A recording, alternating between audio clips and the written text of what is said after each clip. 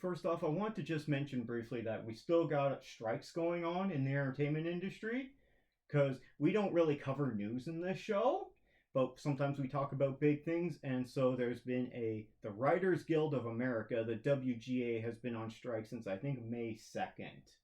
If I'm wrong, correct me down in the comments if it was started on a different day, but I believe it was early May, and now for the past couple of weeks, the Screen Actors Guild, SAG-AFTRA, has been on strike as well.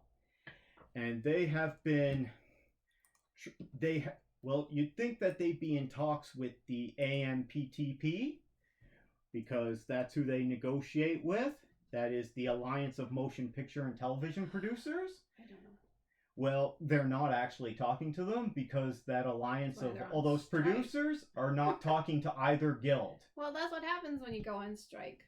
No, but you would think that the producers would want to get everyone back to work, right? So they don't have disruptions in the entertainment industry. There's always a game being played, well, that kind of stuff.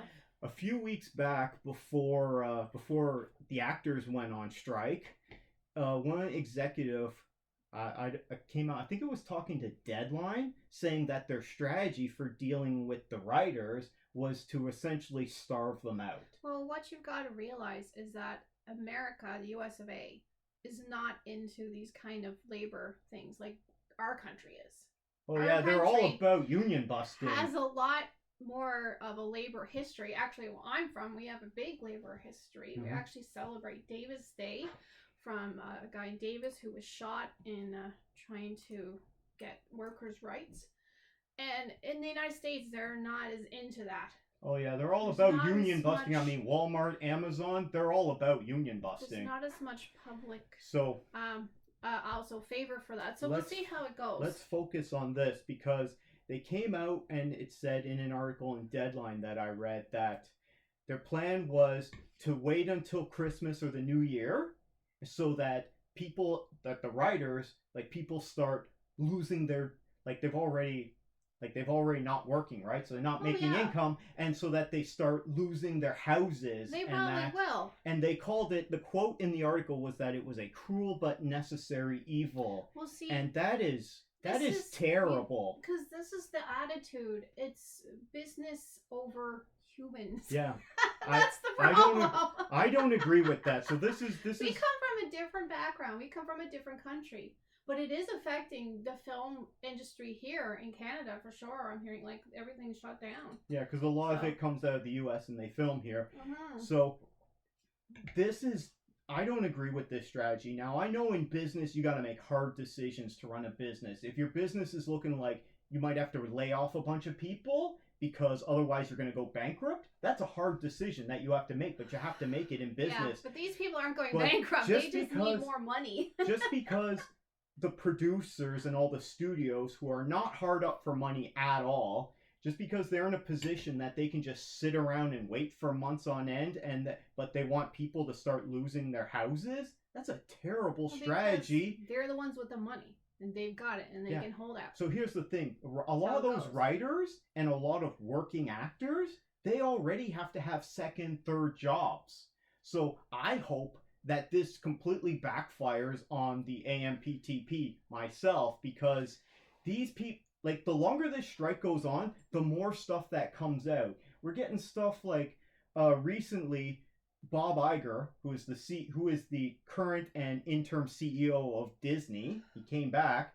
He said some really bad things in the media about this was a terrible time for this. Of course it's a terrible time for a strike. That's why a strike is planned for right now. Streaming wars are on. And David Zaslav said some terrible things a couple months ago in regards to the writer's strike. You gotta understand, they're coming from a different viewpoint than us. But get this. They're not as in favor of this kind of David Zaslav, who's the current head of Warner Brothers Discovery, came out that he makes his pay package is $39 million. Oh. And Bob Iger's is $32 million. And these aren't creative people. They're not making any of this stuff. They're just running the business. No. And their plan is to starve these people out? The people who actually make your creative content? Well, it'll work. That's what their plan is. It will work because they have the money and these other people do not. And if they do it, that's their plan. That's the plan. That will work, and they'll lose everybody, and they'll have to bring in all new people, and we'll get some bad content for a few years. Well, I don't we're know. getting bad content now. I don't know. And I just like there's not sympathy for it. I'm sympathetic to but them. We're coming from a different background. And also, right? when you think about that, the producers, the studios need the theaters. And this is the worst time for the theaters. They're still recovering from the pandemic. What happens when the theaters start going under and start closing? They're going to lose places to screen their product. That's less money for them. It's a terrible strategy, and I hope it doesn't work for the AMPTP, because you can't treat people like that. This is one more thing put into the streaming wars and the conflict that's going on in the industry on a whole, right? There's a big conflict. There's a lot of problems in that industry. Well, and our theater is probably the worst in Canada, so we see it on our end because they don't put any money into it because they got a monopoly. The closest theater around, I think, is like 7 hours away. Yeah, and I don't know how good that is. Or 8 hours away, I don't know. But how far is Corner Brook? Anyway. These strikes are still ongoing. So if you're wondering why all late night television shows have been canceled, late night talk shows, okay, they've been canceled since beginning of May when the writers went on strike. Yeah. Which doesn't affect most people, but I like to watch things like The Late Show with Stephen Colbert, Last Week Tonight with John Oliver, and sometimes I watch Real Time with Bill Maher. Sometimes, but lately I've been kind of getting out of that. Anyway, all those kind of shows they've been stopped since the writers went on strike. And now all promotion is stopped with the actors because they're not allowed to do that. Yeah.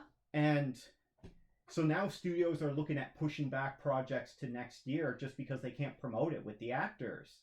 You know, the industry I remember when we had the hockey strike a few years ago, they pivoted to curling, and we saw curling 24/7. So who knows what they'll pivot to.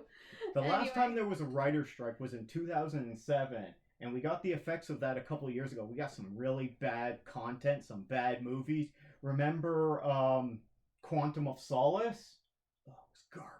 Writer's strike. Well, James Bond and can be good, can be bad. And there was a lot of stuff that came out that was bad as a result of that. And I don't know. This is a bad situation, and this is the longer it goes on for it, the more stuff. There's so much coming out that makes these studios and these executives look terrible. And I hope it doesn't work out for them because they still have their big paycheck. They're greedy.